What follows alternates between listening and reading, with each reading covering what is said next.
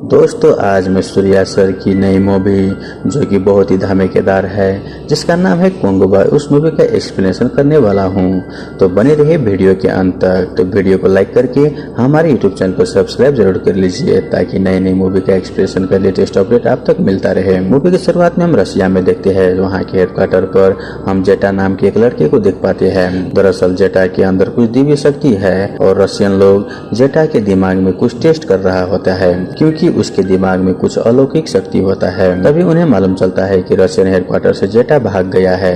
फिर पूरा का पूरा रशियन माफिया जेटा को पकड़ने के लिए निकल जाता है। जिसके बाद कहानी शिफ्ट होता है इंडिया के गोवा में। वहाँ पर हम फ्रांसिस को देख पाते हैं जो कि एक हंटर होता है। वो बाउंटी स्क्वाड के साथ मिलकर पुलिस से पैसे लेकर अपराधियों का पकड़ने का काम करता है। दरअसल में जिन अपराधियों को पुलिस नहीं पकड़ पाता उन सारे अपराधियों को फ्रांसिस और उसकी टीम मिलकर पकड़ता है। और हाल ही में उन्हें डिसूजा नाम के एक आदमी को पकड़ने का काम मिला है और इसके बदले उन्हें लाखों में पैसे मिलेंगे। उन्होंने डिसूजा को पकड़कर कमिश्नर के पास ला ही रहा होता है। तभी वहां पर एंट्री होता है एंजेला की। दरअसल हमें मालूम चलता है कि एंजेला भी एक बाउंटर हंटर है और ये भी पैसों के लिए इन अपराधियों का पकड़ने का काम करती है। इन दोनों की बातों से हम जानते हैं कि ये दोनों एक साल पहले एंजेला और फ्रांसिस रिलेशनशिप में थे, लेकिन किसी वजह से इन दोनों का ब्रेकअप हो गया है और अब ये दोनों बाउंड हंटर्स बन चुके हैं। लेकिन वो दोनों हमेशा एक दूसरे के कामों में टांग अड़ाते हैं।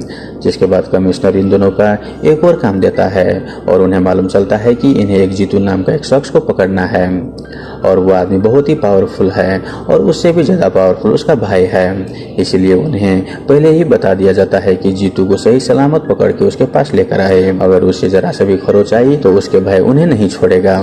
तो बहुत ढूंढने के बाद इन लोगों को जीतू का लोकेशन मालूम चल जाता है जो कि एक समुद्र के तट पर था। वो लोग जीतू को पकड़ने के लिए वहां पर निकल जाते हैं, लेकिन वहां पर झगड़ा होने लगता है और झगड़ा होने की वजह से गोली जीतू को लग जाता है और वो वहीं पर मर जाता है। लेकिन इन्हें ऐसा लगता है कि उनको जीतू को कत्ल करते हुए किसी ने नहीं देखा है, तो इसीलिए कोल्ट और फ्रांसिस वहां से चुपचाप जाने लगते हैं। लेकिन तभी हम देखते हैं जेटा को जो इन दोनों को घूर के देख रहा था और जेटा ने इन दोनों का जीतू को खून करते हुए भी देख लिया था। लेकिन फ्रांसिस और कोल्ट को ऐसा लग रहा था कि इन्होंने शायद कुछ नहीं देखा, इसलिए वो लोग वहां से चुपचाप निकल जाते हैं। लेकिन अगले दिन ये सारी बात एंजेला को मालूम चल जाता है क्योंकि वो भी जीतू के पीछे थी। अब एंजेला के पास जेटा था इसीलिए वो फ्रांसिस और कोल्ट का स्केच बनाने लगती है। वहीं यह बात फ्रांसिस को मालूम चलता है कि जेटा उनका स्केच बना रहा है, तो फ्रांसिस और कोल्ट यहाँ से जेटा को लेकर भाग जाता है। लेकिन तभी रास्ते में ही जेटा का तबीयत बहुत ही बिगड़ जाता है। वो लोग उसे तुरंत ही हॉस्पिटल में ले जाता है। वहां ले जाने के बाद उन्हें मालूम चलता है कि उसकी दिमागी हालत बहुत ही ज्यादा अजीब है, इसीलिए वो लोग उसे घर ले आते हैं। अब घर लाने के बाद यहाँ पर फ्रांसिस को जेटा से बहुत ही अजीब तरह का लगाव हो चुका था। ऐसा लग रहा था फ्रांसिस जेटा को बहुत पहले से ही जानता हो, लेकिन जेटा तो फ्रांसिस को सचमुच ही पहले से ही जानता है। जब भी जेटा को थोड़ा भी डर लगता तो वो फ्रांसिस के पास चला आता। अब फ्रांसिस को मालूम चलता है कि जेटा भूखा है, इसीलिए वो लोग एक रेस्टोरेंट में पहुंचते हैं। वहां पहुंचने के बाद उन्हें मालूम चलता है कि जीतू का भाई यहाँ पर आ चुका है और उसे दरअसल में एंजेला यहाँ पर लाई थी। वो सभी लोग यहाँ पर आ चुके थे और तभी हम देखते हैं कि रशियन माफिया के लोग यहाँ पर पहुंच चुके थे और वो उस रेस्टोरेंट पर अटैक कर देता है। उन्होंने जीतू के भाई को भी मार दिया था और इस पूरे रेस्टोरेंट को तहस नहस कर दिया था। वो लोग यहाँ पर किसी भी तरह से बस जेटा को लाने के लिए आए थे और तभी हम देखते हैं कि वो लोग यहाँ से जेटा को ले जाते हैं। लेकिन तभी फ्रांसिस को कुछ अजीब सा फील होता है और वो तुरंत ही उन लोगों का पीछा करने लगता है। यहाँ पर फ्रांसिस पागलों की तरह जेटा का पीछा भाग रहा था और यहाँ पर यह सीन कट हो जाता है। जिसके बाद सीन शिफ्ट होता है पास्ट में सन 1070 में, जहाँ पर कि हमें एक रोमन स्मार्ट के बारे में बताया जाता है। रोमन सम्राट अपनी लालची नजर लेकर भारत की तरफ निकला और वो पूरे भारत पर कब्जा करना चाहता था। वो अपने 25,000 सैनिक के साथ हिंद महासागर तक पहुंच चुका था। तभी उसकी लालची नजर 5 द्वीप पर पड़ती है। यहाँ पर हम जानते हैं कि पहला द्वीप था मायूरी द्वीप, यहाँ के लोग शिकारी करने के लिए जाने जाते हैं। दूसरा द्वीप था वंका द्वीप और यह लोग औषधि बनाने के लिए जाने जाते हैं। तीसरा द्वीप था मुकाडू, यहाँ के लोग हथियार बनाने और नाच गाना करने के लिए जाने जाते हैं। और फिर चौथा द्वीप था अर्थ द्वीप। यहाँ के लोग बहुत ही ज्यादा खूंखार और इनके अंदर दया के नाम की कोई भी चीज नहीं थी। फिर पांचवा और आखिरी द्वीप था पेरुमाची। यहाँ के लोग बहुत ही बहादुर और वीर योद्धा के रूप में जाने जाते थे। तो रोमन सम्राट की नजर पड़ती है पेरुमाची पर, लेकिन उन्हें एक ऐसे शख्स की जरूरत थी जो इन पांचों द्वीप के बारे में जानता हो। तभी उनकी मुलाकात होती है कुलुबा से। कुलुबा इन पांचों द्वीपों के बारे में बहुत ही अच्छे से जानता था, और जब रोमन सम्राट कुलुबा को बताता है कि वो पेरुमाची पर फतेह करना चाहते हैं, तो यहाँ पर वो उन्हें बोलता है कि अगर तुम पेरुमाची के ऊपर हमला करते हो तो वो लोग तुम्हें बहुत ही आराम से हरा देंगे, फिर चाहे तुम्हारे पास 25,000 सैनिक हो या फिर 1 लाख। पेरुमाची के द्वीप के लोगों को सिर्फ छल से हराया जा सकता है, और यह काम सिर्फ मैं ही कर सकता हूँ। तो रोमन सम्राट कुलुबा से बोलता है कि अगर वो पेरुमाची के एक सैनिक को मारेगा तो वो उसे 2 सोने का सिक्का देगा। तो कुलुबा बोलता है कि मैं 100 सैनिकों को मारूंगा और उन सब के हाथ काट कर आपके पास लेकर आऊंगा। तब यहाँ से कुलुबा पेरुमाची के सरदार से मिलने के लिए जाता है। वो उन्हें बोलता है कि रोमन सम्राट नाव बनाना चाहता है और उन्हें कुछ सैनिकों की जरूरत है। अगर वो यह काम कर देते हैं तो उन्हें बहुत सारा सोना देंगे। वही उस द्वीप का मुखिया मान जाता है। अब यहाँ पर कुलुबा 100 सैनिकों को लेकर जंगल के रास्ते से जाने लगता है, लेकिन बीच रास्ते में छल से वो अपने ढेर सारे सैनिकों को बुला लेता है और पेरुमाची के 100 सैनिकों को मार देता है और उन सभी को हाथ काट कर रोमन सम्राट के पास लेकर जाता है। बदले में उसे 2 से सोने के सिक्के दिए जाते हैं। अब यहाँ पर कुलुबा के अंदर और लालच आ जाता है और वो चाहता है कि और पेरुमाची के 100 सैनिकों को मारे ताकि उसे 200 सोने के सिक्का और मिल सके। इसलिए वापस से वो पेरुमाची के सरदार से मिलने जाता है और वो उसे बोलता है कि रोमन सम्राट नाव के काम से बहुत ही खुश हुए और वो चाहते हैं कि 100 सैनिक और लाया जाए ताकि वो उन्हें भी सोना दे सके, जिस वजह से यहाँ पर पेरुमाची के सरदार ने 100 और सैनिक नाव बनाने के लिए भेज देता है। वहीं कुलुबा फिर से पेरुमाची के 100 सैनिकों को लेकर जंगले के रास्ते से जाने लगता है, लेकिन तभी बीच रास्ते में वो रुक जाता है और उसे मालूम चलता है कि कुलुबा ने जिन 100 सैनिकों को मारा था उनमें से एक सैनिक बच गया। उसने अपने सामने अपने बहुत सारे सैनिकों को मरते हुए देखा था, जिस वजह से उसने ये सारी बात कंगवा को बता दी। तभी यहाँ पर कंगवा का एंट्री होती है और कलवा के जंगल में जो सैनिक छुपे थे वो सारे के सारे बाहर आ चुके थे। जिसके बाद यहाँ पर बहुत ही धमाकेदार फाइट शुरू होता है और कंगवा कुलुबा के उन सारे सैनिकों को मार गिराता है और बाद में वो कुलुबा को भी बहुत ही मारता है। उसे अधमरा हालत में पेरुमाची लाया जाता है क्योंकि उसने जो किया उसका सिर्फ एक ही सजा है और वो मौत का, वो भी सभी के सामने जिंदा जलाकर, क्योंकि पेरुमाची के लोग उसे बहुत ही ज्यादा गुस्सा था। उसने एक गद्दारी वाला काम किया था। कंगवा यहाँ पर कुलुबा को बताता है कि जो काम तुमने किया है उसकी सिर्फ एक ही सजा है और वो मौत का।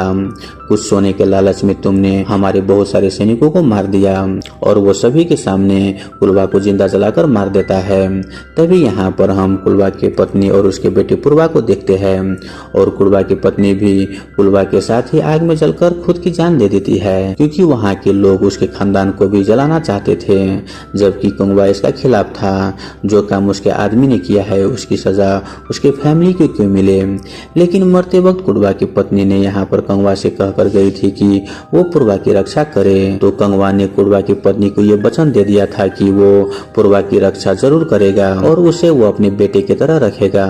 जबकि पेरुमाची के लोग यहाँ पर पुरवा को भी मारना चाहता था, लेकिन कंगवा ने जब कहा कि ये मेरा बेटा है तब किसी ने उसके ऊपर हाथ नहीं डाला। अब आगे हम देखते हैं कि रोमन सम्राट का खबरी कलवा तो मर गया है। अब रोमन सम्राट अर्थद्वीप के सरदार उदीरा के पास पहुंचा और हमें मालूम चलता है कि अर्थद्वीप के सरदार और पेरुमाची के सरदार के बीच कुछ खास नहीं बनता, उनके बीच दुश्मनी था। और जब रोमन सम्राट यहाँ पर मदद के लिए अर्थद्वीप पहुंचा तो उन्होंने फौरन हाँ कह दी और कहा कि हम आपकी जरूर मदद करेंगे और पेरुमाची का सत्यानाश करेंगे। अब क्योंकि रोमन सम्राट के पास 25,000 सैनिक थे और यहाँ पर अर्थद्वीप के लोग भी बहुत ही ज्यादा खतरनाक थे, इसीलिए उन्हें ऐसा लग रहा था कि पेरुमाची को इस बार वो लोग सत्यानाश करके ही मानेंगे।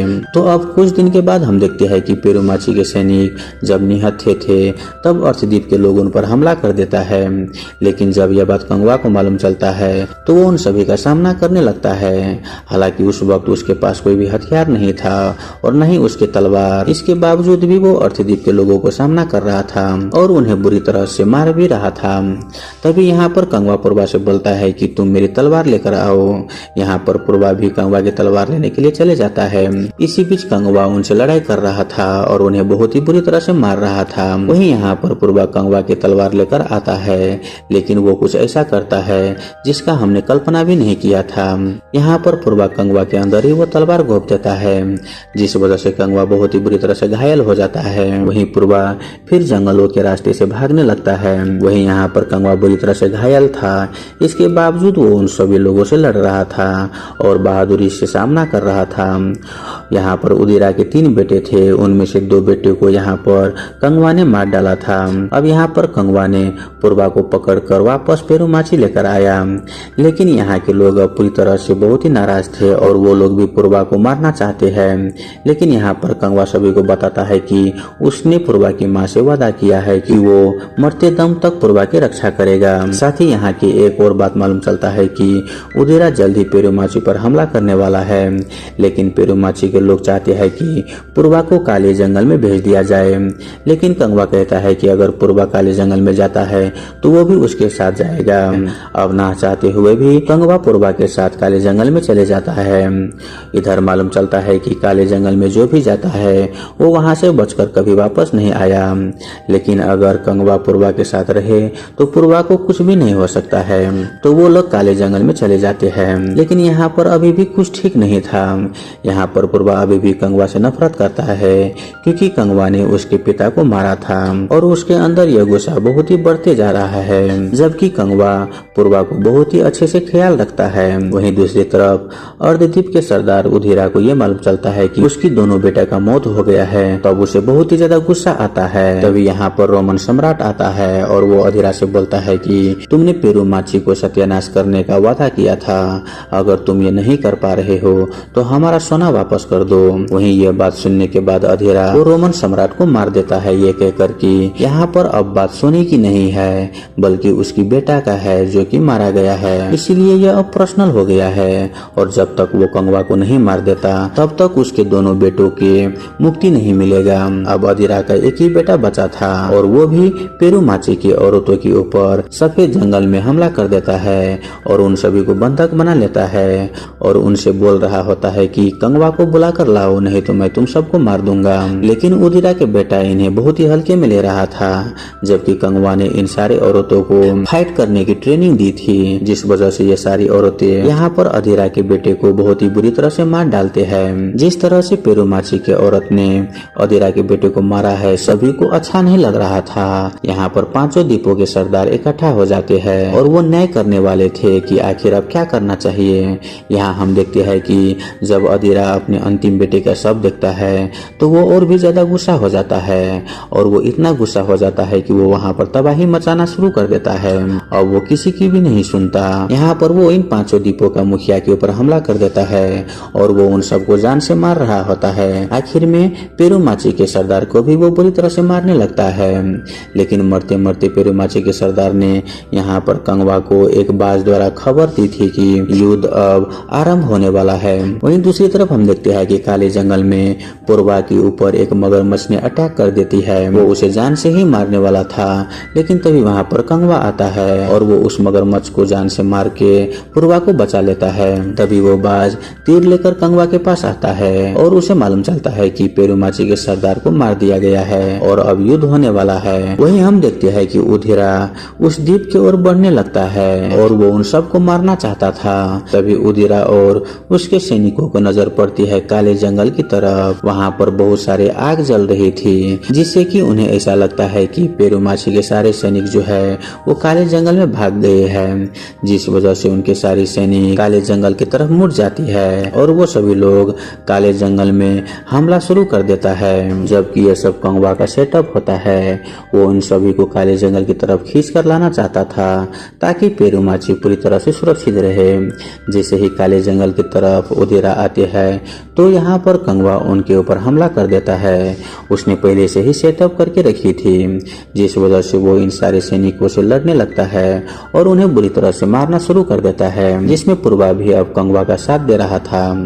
तो यहाँ पर कंगवा तो उदीरा के सैनिकों से लड़ने में बिजी था, लेकिन दूसरी तरफ हम देखते हैं कि उदीरा पूर्वा को उठाकर ले गए थे, वो भी अपने नाव में। अब यहाँ पर पूर्वा नाव में था तो कंगवा भी यहाँ पर नाव में आ जाता है। अब यहाँ से सीन शिफ्ट हो जाता है और हमें प्रेजेंट का सीन दिखाया जाता है, जहाँ पर कि हम देखते हैं कि रशियन माफिया एरोप्लेन से जेटा को ले जा रहे थे और तभी हम देखते हैं कि फ्रांसिस यहाँ पर आ चुका था, क्योंकि उसे जेटा से कुछ अलग ही तरह का अटैचमेंट हो चुका था। अब यहाँ पर जब प्लान्स उसे लेकर जाने ही वाले थे, तभी फ्रांसिस वहाँ पर पहुंचकर उन लोगों से फाइट करने लगता है। यहाँ पर वो लोग बहुत सारे थे, उनके पास बहुत ही हथियार थे, इसके बावजूद भी फ्रांसिस उनसे लड़ रहा था। इसी बीच फ्रांसिस को एक गोली लग जाता है। वहीं दूसरी तरफ हम पास्ट के सीन में देखते हैं कि उदीरा ने पूर्वा को नाव से नीचे लटका दिया था और अब वो किसी भी पल पूर्वा को शार्क की ओर फेंकने वाला था, लेकिन तभी यहाँ पर कंगवा पहुंच जाता है और वो रस्सी से यहाँ पर पूर्वा को खींचने लगता है। वो उसे बचा रहा था, बदले में यहाँ पर कंगवा बहुत सारा मार खा रहा था। वहीं यहाँ पर पूर्वा ये सारी चीज देख रहा था कि उसकी वजह से कंगवा मार खा रहा है। अगर ऐसा ही चलता रहा तो कंगवा मर जाएगा, इसीलिए यहाँ पर पूर्वा ने अपनी बलिदान दे दिया था। उसने चिल्लाते हुए कहा कि अगर मैं मारा गया तो कम से कम एक वंश तो बचा रहेगा। उसने रस्सी काट दी थी और खुद को शार्क के हवाले कर दिया, जिससे यह देखकर कंगवा को बहुत ही गुस्सा आया और यहाँ पर वो उदीरा को जान से मार देता है। वहीं दूसरी तरफ प्रेजेंट में फ्रांसिस ने भी इन सभी लोगों को सामना करके सभी को मार दिया था और जेटा को बचा लिया था। वहीं पास्ट में जब पूर्वा मारा गया तो कंगवा ने प्रतिज्ञा ली कि हर एक जन्म में वो पूर्वा का रक्षा जरूर करेगा, क्योंकि वो इस जन्म में पूर्वा को नहीं बचा पाया था और इसी चीज को उसे बहुत ही ज्यादा अफसोस है। वही मूवी के आखिर में हमें मालूम चलता है कि उदीरा की एक और औलाद है जिसका नाम है रक्ता और वो उदीरा के रखेल से पैदा हुआ था, जिस वजह से उसे बेटा का दर्जा कभी नहीं मिला और वो उस गद्दी पर तभी बैठेगा जब वो अपने बाप का बदला लेगा। तो ही प्रेजेंट के सीन में हमें बताया जाता है कि कार्थिक की तरह ही रशियन माफिया में एक डॉन है, उसी ने रशियन माफिया को जेटा के पीछे लगाया है और उसे दरअसल में पास्ट का सब कुछ याद है। लेकिन यहाँ पर अभी तक फ्रांसिस को कंगवा के बारे में याद नहीं आया है, बस उसे जेटा से बहुत सारे अटैचमेंट है और वो उसे बस किसी भी तरह से प्रोटेक्ट करना चाहता है और यहीं पर ये मूवी खत्म हो जाता है। तो दोस्तों आई होप आपको ये मूवी एक्सप्रेशन वाला वीडियो अच्छा लगा हुआ हो। अगर आपको वीडियो अच्छा लगे तो वीडियो को लाइक करके हमारे यूट्यूब चैनल को सब्सक्राइब जरूर कर लीजिए। धन्यवाद।